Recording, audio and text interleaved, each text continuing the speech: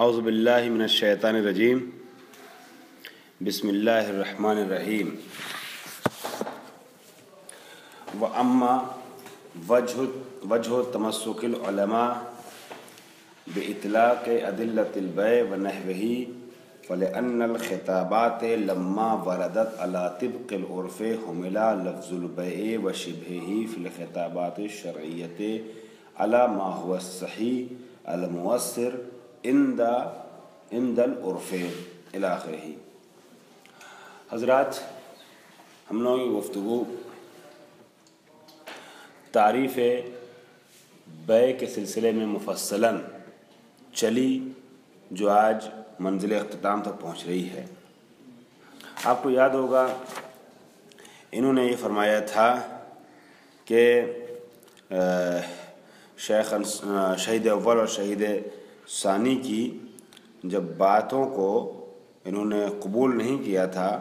اور یہ جملہ کہا تھا کہ اس پر بھی اشکال وارد ہوتا ہے، وَيُشْكِلُ مَا ذَكَرَاهُ، جو کچھ ان دونوں نے ذکر کیا ہے وہ چیز بھی مشکل ہو جاتی ہے، محل اشکال قرار پاتی ہے بِأَنَّ وَضْعَهَا لِلصَّحِيحِ،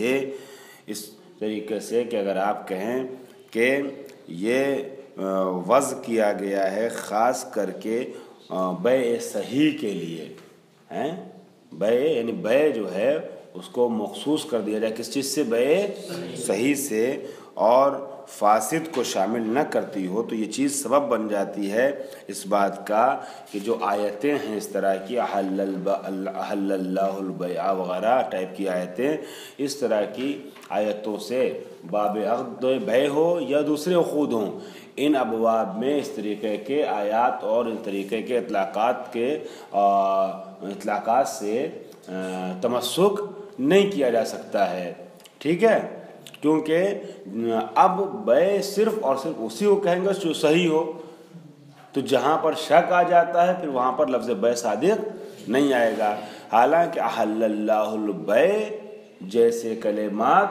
یا مثلا یجوز الصلح یا صلح خیر ٹائپ کے کلمات جو باب عقود میں وارد ہوئے ہیں، ان کے اطلاقات سے استفادہ کرتے ہوئے موارد شک میں اس کو صحیح مانا جاتا ہے، ٹھیک ہے؟ اس پر عمل کیا جاتا ہے۔ میں نے مثال کیا آپ کی خدمت پیش کی تھی، مثلا شک ہو جائے کہ صیغہ عقد بیع جو ہے وہ صرف عربی میں ہوگا یا غیر عربی میں بھی ہو سکتا ہے، تو احل اللہ البیع کے اطلاق سے تمسک کرتے ہوئے کیا حکم لگائیں گے کہ غیر عربی میں بھی